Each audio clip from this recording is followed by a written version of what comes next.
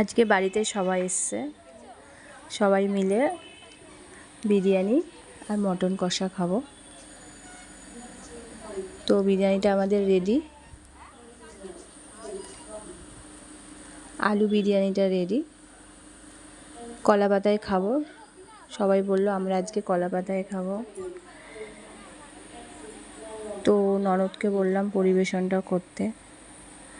ননদ কী করলো, সবাইকে কলা পাতায় পরিবেশন করলো মটন বিরিয়ানি। মটন কষা আর বিরিয়ানি কার কার ভালো লাগে আমাদেরকে একটু জানাবেন। দেখেন সবাই মিলে খেতে বসেছে।